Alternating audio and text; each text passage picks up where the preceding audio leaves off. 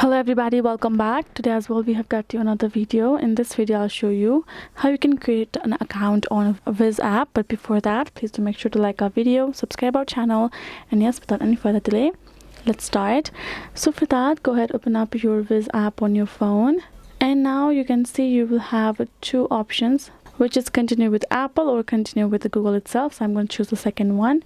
Tap on continue, choose your account, scroll, tap on continue again, tap on OK, and you can see we have been here since I previously created myself an account itself. That's why I've directly logged in. If you want to simply go through it again, you can, once you have access your Google, then you will confirm it, and it will simply ask you to provide your interest details, which you can simply know by tapping on this edit option.